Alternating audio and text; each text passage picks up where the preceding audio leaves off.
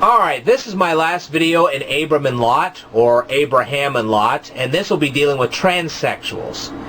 First of all, you have to keep in mind that 150 years ago, they didn't have the hormones and the surgery and that kind of thing to completely convert you from male to female or female to male.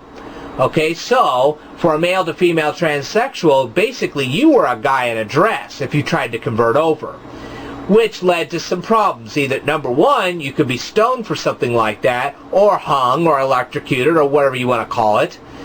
You could die being a transsexual. Number two, remember back before 150 years ago, women didn't have rights. So if you went from being a man to a woman, you could lose your rights, which meant that you could lose your property, you could lose your all your possessions, the whole 9 yards, especially if you were the oldest brother. Remember, this is part of the story of Abram and Lot, because Abraham was the older brother. If you were the oldest brother and you were given all these wonderful rights, you could suddenly lose them all just by transitioning.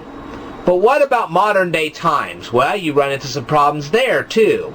Okay, you got the hormones, you got the surgery. Hormones are aggravating to take, not to mention the fact that they can be very, very expensive. So that's one problem you'd have to deal with. Then you have the surgeries. You go in the hospital, you have a surgery, and let me tell you something. People really don't want to go into hospitals and have surgeries as it is. Why? Because of MRSA, H1N1, AIDS, you name it. Some of these hospitals have these kind of diseases in them, and you could end up catching something like this in a hospital. That's why you try to avoid having surgery like the plague in the first place. I know sometimes it's unavoidable, but in this kind of situation you may think, wait a minute, I don't want to have this kind of disease happen to me. You may not want to have the surgeries because of it. But then again, even if you decide to do that, remember, the surgeries are expensive, the hormones are expensive, and your insurance company may not cover any of this. So it's something that you have to take into consideration. Alright?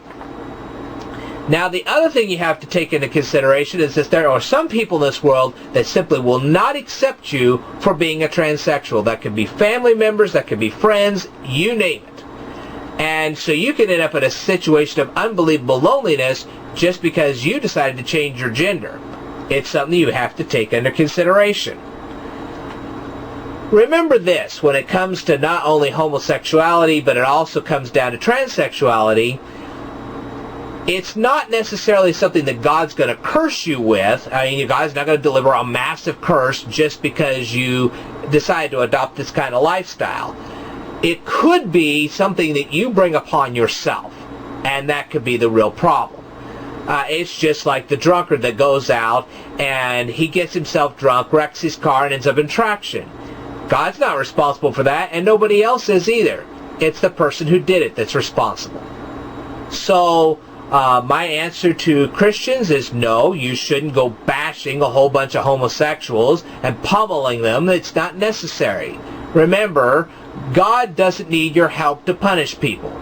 If He wants to punish them, that's His choice, that's His decision, and He doesn't answer to judges and courts and all this other stuff, but you do. So, for Christians, just keep spreading the gospel message and leave these people alone.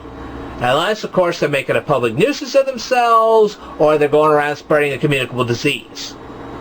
And quite personally, I believe that all hetero and homosexual couples should draw up wills to decide who is going to have what kid whenever somebody dies. The reason for this is because of all the domestic disputes that go on every day in both hetero and homosexual couples. So I think the will thing is great for everybody, not just for homosexuals. Alright? And I do not believe that hospitals should play security guard and stand there and say, well, you can't be with your homosexual partner. Only the family of the homosexual partner should be the one deciding that. And if that family of the homosexual couple has accepted the fact that their child is homosexual and they've accepted the partner, then they can draw up a little contract, give it to the hospital, say, hey, look, this person's permitted to do all this stuff, and that should be the end of it. And so, like I said, I don't think hospitals should be playing security guard.